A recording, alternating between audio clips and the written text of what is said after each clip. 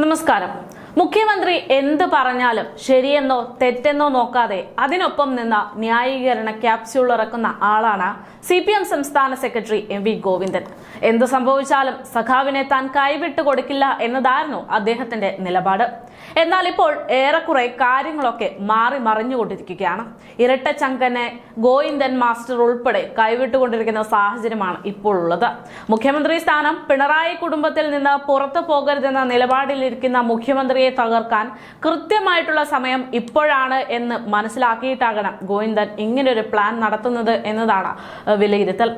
ആ കസേരയിൽ ഒരു കണ്ണ് ഗോവിന്ദൻ ഉണ്ട് എന്ന പേരിലെല്ലാം ഗോവിന്ദൻ മാസ്റ്റർ ഇപ്പോൾ പാർട്ടിക്കൊപ്പം നിൽക്കുകയാണ്. മുഖ്യമന്ത്രിക്കെതിരെയുള്ള ആരോപണങ്ങൾക്ക് പിന്തുണ അർപ്പിക്കുകയാണ്. എന്തായാലും ഇരട്ടച്ചങ്കനെ MV ഗോവിന്ദൻ മാസ്റ്ററും കൈവിട്ടിരിക്കുന്നു എന്ന തരത്തിലാണ് കാര്യങ്ങളുടെ പോക്ക്.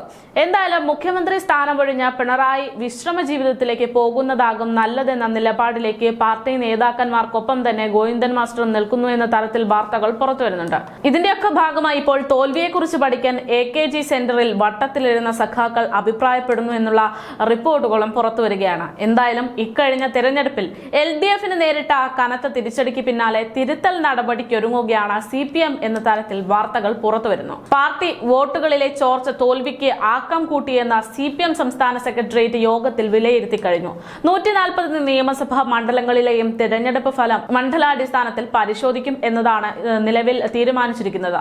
ഇത് ഇടതുകോട്ടകളിൽ പോലും നേരിട്ട തോൽവി, അതായത് വലിയ തോൽവി പരിശോധിക്കാൻ അന്വേഷണ കമ്മീഷനെ നിയോഗിക്കുമെന്നുള്ള കാര്യങ്ങളെല്ലാം പരിഗണിച്ചു വരികയാണ് പാർട്ടി.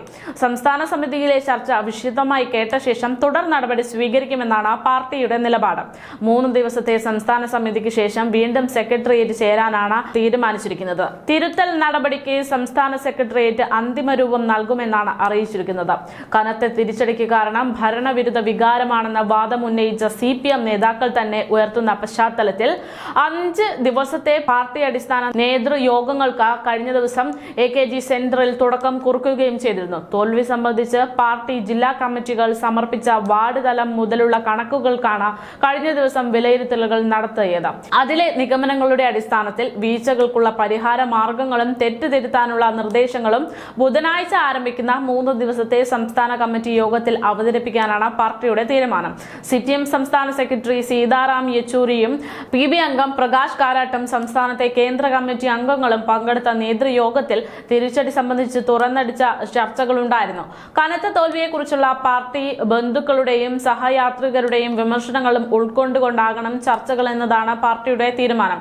പാർട്ടിയുടെ സ്ഥിരം വോട്ട് ബാങ്കായ ചില സമുദായങ്ങൾ പാർട്ടിയിലും മുന്നണിയിലും നിന്ന് അകലാനിടയാക്കിയിട്ടുള്ള സാഹചര്യം എന്താണെന്നും സംസ്ഥാനത്ത് BJPയുടെ വളർച്ചയും വോട്ട് വിഹിതവും ആശങ്കാജനകമാണെന്നും എല്ലാം പരിശോധിക്കുകയാണ് പാർട്ടി.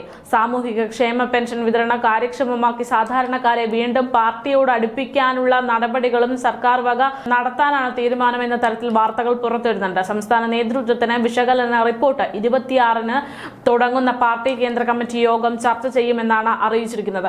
എന്തായാലും ഇത്തരത്തിൽ പാർട്ടി മുന്നോട്ട് പോകുന്ന സാഹചര്യത്തിൽ, അതായത് തോൽവിയെ മുന്നിൽ കണ്ട് നിൽക്കുന്ന സാഹചര്യമാണ്, പാർട്ടി പാടെ ഇല്ലാതാകാൻ പോകുന്ന സാഹചര്യമാണ്. അതിനിടെയാണ് മുഖ്യമന്ത്രിക്ക് ഉൾപ്പെടെ ഇങ്ങനെ ചർച്ചകൾക്കിടയിലൊക്കെ വലിയ രീതിയിൽ വിമർശനങ്ങൾ ഉണ്ടായിക്കൊണ്ടിരിക്കുന്നത്. എന്ത് സംഭവിച്ചാലും മുഖ്യമന്ത്രിക്കെതിരെ സംസാരിക്കാൻ ആരും ധൈര്യം കാട്ടാറുണ്ടായിരുന്നില്ല. പക്ഷേ ഇത്തവണ ജനങ്ങൾ മാത്രമല്ല, പാർട്ടിക്കുള്ളിലെ സഖാക്കന്മാർ പോലും മുഖ്യമന്ത്രിക്കെതിരെ സംസാരിച്ചു തുടങ്ങിയിട്ടുണ്ട്.